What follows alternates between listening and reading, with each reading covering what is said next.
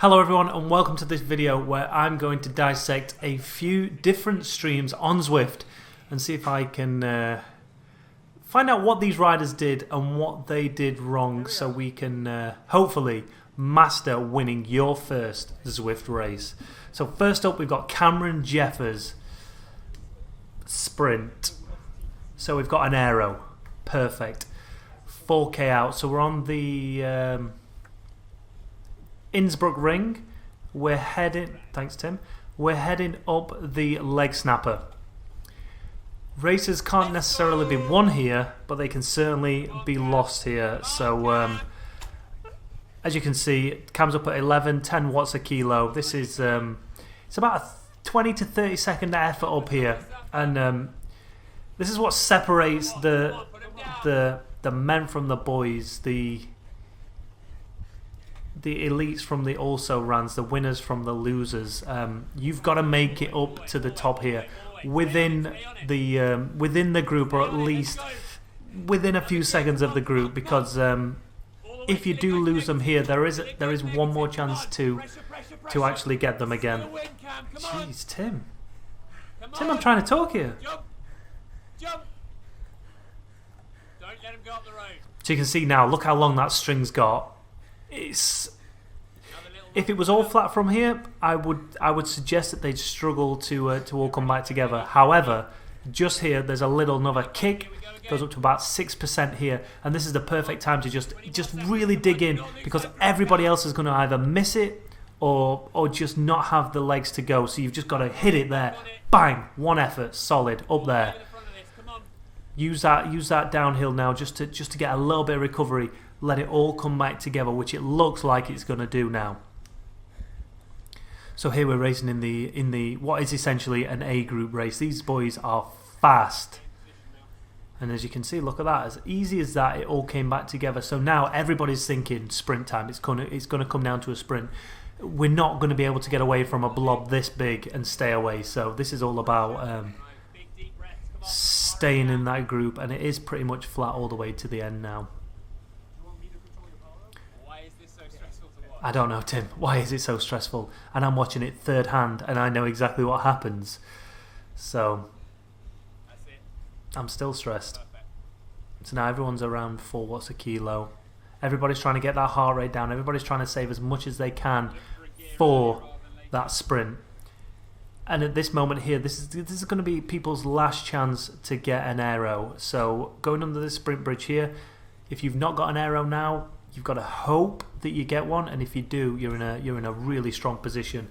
Thankfully, Cam had one from a while back, the previous lap. So, see, 1.7k for me personally. Right now, he's too far back. He should be in that group. This is somewhere where I'd sit, and I will be getting bollocked on my stream for this. He wants to be, I don't know, 10th wheel here, 10th wheel in this group.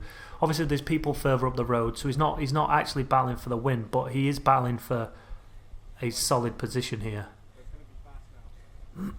But look at that, round that bend, his avatar ran wide, and look at the effort he's having to put in now. 7 watts a kilo just to get back, but already they're all accelerating at the front now. So the sprint's over. The sprint already is over, and we're at 1.3k, because by the time he either makes the effort, gets in the group, and just wastes too much energy, or he doesn't use enough energy to get to that group, and then he ends up at the back. Look here, look, see, same again.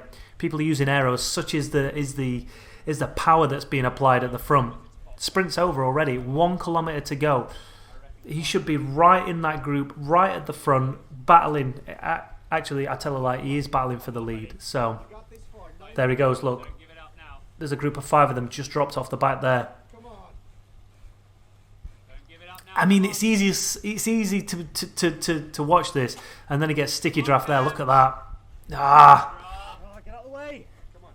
But there's nothing he can do about that. But even had he not got sticky draft, he was on the limit. He was driving as hard as he could just to try and stay with them. So I think had he gone around that right-hander and been in that group, in that top, I don't know, 15, 20 maximum, he would have stayed there, and he would have been brought to the front. He wouldn't have had to actually work.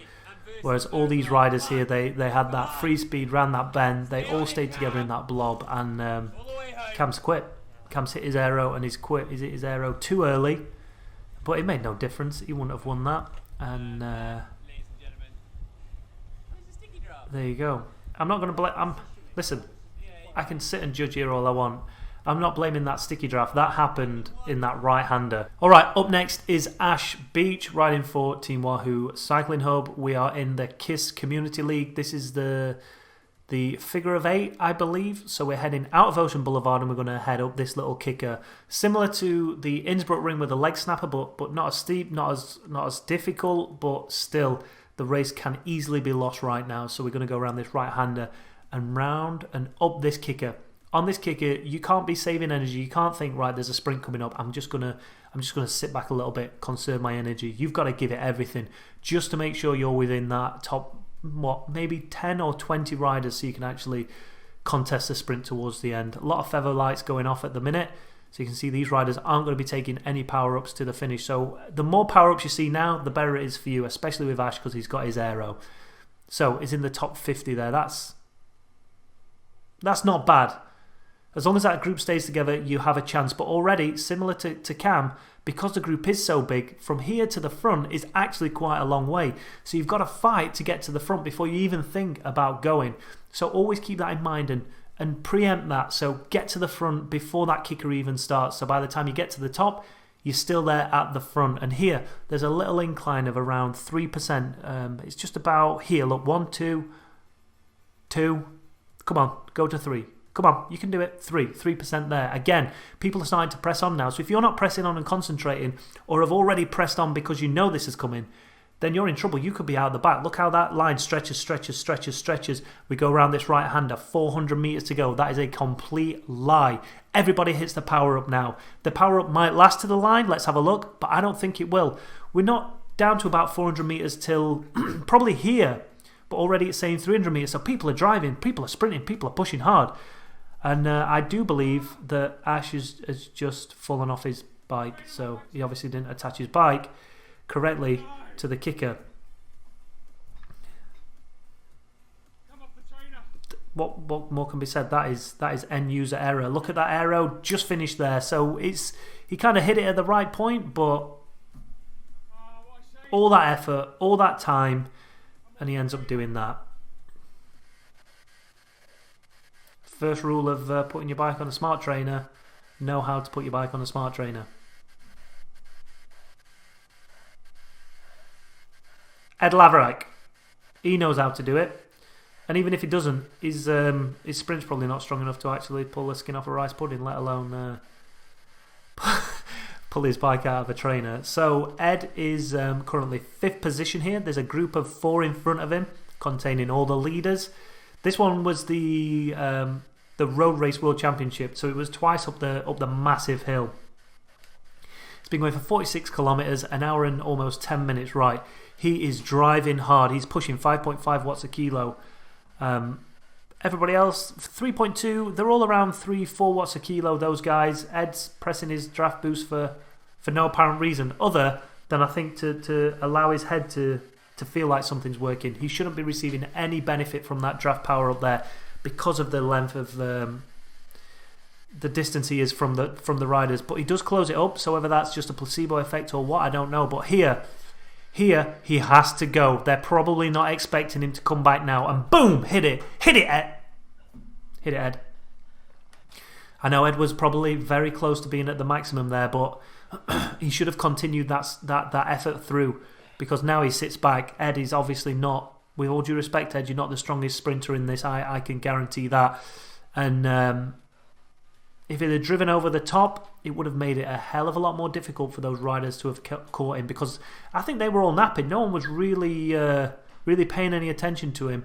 They were all too busy fighting amongst themselves, a bit like cat and mouse when you see it out on the road. Who's going to go first? Who's going to drive that sprint? Who's going to work that sprint? Let's ease up. Let's get to 200 metres, then go. Whereas Ed, he was on it, and if he'd just stayed on it, boom, he'd have probably got the gap. Would he have won? Who knows? But that's the way he should have ridden this race. Easy for me to say back here. And he's going with 400 metres to go. He started his sprint. I think it looks like he started his sprint. I think he started his sprint, and I think his sprint's finished. So you've got to play to your strengths. Ed's strength is clearly not sprinting. Ed's strength is time trialing, climbing, and he could have hit them hard, and he could have driven that time trial effort all the way to the line. I think he potentially could have won that had he cracked on and smashed it. And always, if you're going to make those efforts, those efforts towards the end, hit them hard and just keep going. Don't sit back and wait. The amount of times I've done that, I've caught someone, I've put a big effort in to catch them, to only then when I caught them, I just sit back and relax, and then they end up beating me. So we have got the infamous Vegan versus Cameron Jeffers race here, and you can see the red arrow, I believe. Yeah, the red arrow is Tyler, and the yellow arrow is Cam. And Cameron just put a little bit of a zest in there. And Tyler matched it, and then some, and then he went, and then he pushed. We've got 2k to go up this climb. It's the Alpe du Zwift. It's a brute of a climb, and Tyler is starting to drop Cameron. This was actually my birthday. This was filmed, and not one person said happy birthday to me in my stream. But it's cool, whatever. 1.1 miles to go, so we're. I don't compute miles anymore. I'm solely in kilometers. But Cameron did manage to bring the vegan back, and it looked all square here. 1 mile to go, so 1.6k to go. We're watching Cameron Jeffers, and 6.1 watts a kilo, 6.1 watts a kilo, should I say? Tyler's at 7 almost. It looks like Tyler is driving pretty hard. He's just matching Cameron. But there does come a moment in this, and it could be here right now. 185 heart rate, 420 watts a kilo, where the elastic just breaks. There's no two ways about it. Look at that graph. Look how red it is. It's either red and yellow. There's barely any green or blue in there. So you can see what kind of effort you need to make when you're heading up the Alp. And this is it. This is the moment that Tyler just puts that gap into him. So we've got one more hairpin up at the top here where it's going to go right, and then we're onto the home straight, as it were. It's still a bit of climbing to do, but Tyler goes deep here. And honestly, I don't think Cameron could have done anything about it. There just comes a time when the elastic snaps, when you cannot physically match anyone anymore, and it appears that was the point there. How different this race will be nowadays is anybody's guess, because Cameron's probably coming up to race fitness now, and we've not seen much of Tyler at the minute, so whether he's on a secret plan that he's not telling anybody about, I don't know. But I don't think this result would finish this way anymore. Plus, you've got the whole drama of the easy rollout that Tyler was expecting compared to the full bore Zwift effort that Cameron put out right at the start. So some matches were burnt at the start. You could easily say that. Whether there was this many matches burnt, because Tyler's taking out a lot of time on Cam there. You can see it as he come around the last hairpin. Still a little fair way to go. So if Cameron did have anything now will be the time to kick again. But he's at 6 watts a kilo there, and there's just no coming back. He is on what I would consider a inferior climbing bike there, but still, it's not all down to the bike. Cameron's a very, very, very high level elite cyclist. So the guy in front of Jason White, is that Jason White? I think the guy in front of Vegan is giving him a serious tow. Look at the size of his arms. He's going to be in the draft 100% there.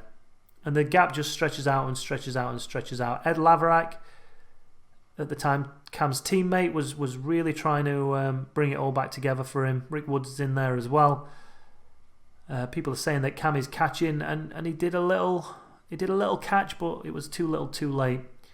The damage was done by Tyler around that hairpin number 2, and then coming up the last hairpin, Ed then overtook Cameron, so kicked his ass. 951 people in this race. One of the biggest races I've ever been part of. I struggled, I'll be honest. I mean, I'd probably only just started the climb by here, but it was brilliant to be part of it. And there's the vegan taking the spoils. making sure he gets it on Instagram so everybody believes him, that he beat Cameron Jeffers. And I'd like to give you some pointers as to what you could do to win a race up the Alp, but really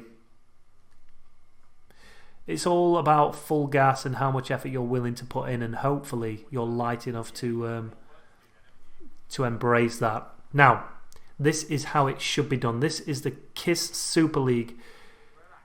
There's me, looking as resplendent as ever, getting a bit of a close-up on John Mould.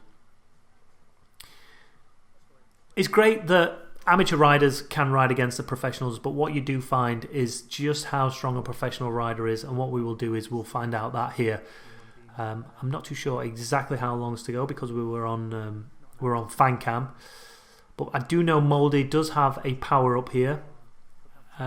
He's sat in the draft relatively comfortable. His heart rate's down to 151. If I could get my heart rate down to around this within 2Ks of a finish, I would be I'd be ecstatic. Spinning those legs up like a true track rider there. 300 watts. He knows what he's doing, this boy. I know, Chris, I've just said that. That's exactly what I just said. Dan Bingham's in there. He could go for a long one. There's some riders in here who could beat Mouldy if they were to play the game a little bit better, to work the system a little bit better, to use their aero power-ups at the right time, to attack at the right time. It doesn't necessarily have to come down to a sprint, this one, but everyone was obviously feeling a little bit tired. They were feeling a bit fatigued, and they all, I think, decided amongst themselves through osmosis that it was going to come down to a sprint. And you ain't going to bet against anybody but Mouldy in this position here.